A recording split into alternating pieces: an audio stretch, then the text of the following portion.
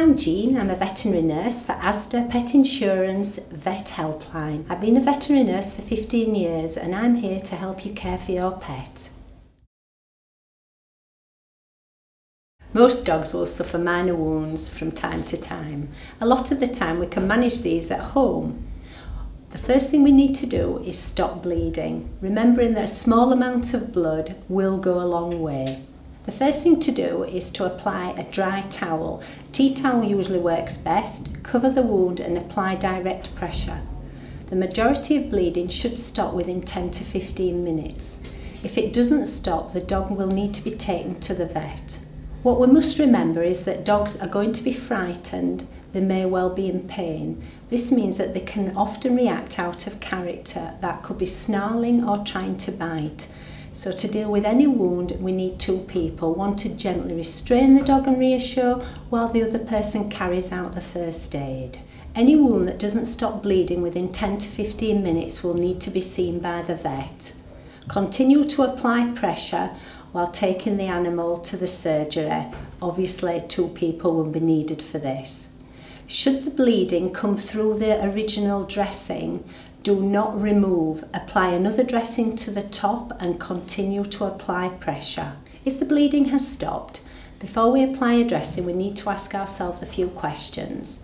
Is the dog unwell? Has the dog got any underlying medical conditions? Is the dog on any prescribed medications?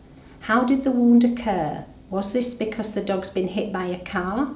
Has the dog been in a fight? Has the dog got any puncture wounds to its chest, abdomen or neck? Has the dog had any recent surgery? Is the wound opening up? If the answer to any of these questions is yes, then the dog will need to be seen by the vet. So if the bleeding is stopped, we can now apply a dressing. And what we'll need to do first is clean the wound. We clean this with salt water. That's a teaspoonful of salt to a pint of cold water from the kettle. Clean gently around the area and examine the wound at the same time. Is it deep? Can you see underlying structures? Is the bone visible? Is the tendons or muscle visible? If any of this can be seen, you will need to contact the vet. Once the wound has been dried, gauze can be applied and a bandage, making sure that you're not bandaging the area too tightly. If the wound happens to be on the tail, it will probably need to be seen by the vet because when the dog wags its tail, it can often start the bleeding to reoccur. Very superficial wounds are best left to the air, but it is important that when they're left to the air, that the animal's not allowed to lick it. They don't lick things better, they lick things worse.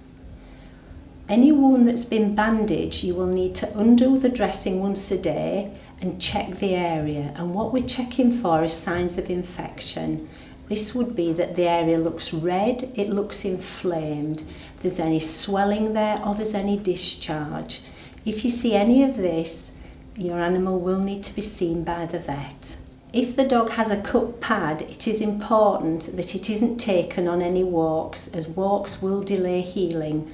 So just to let your dog out in the garden for a toilet break and then inside. It will take upwards of a week for the healing to start. When the animal goes outside for its toilet break, make sure that you are covering the wound with a plastic bag or something similar so that moisture does not get at the dressing.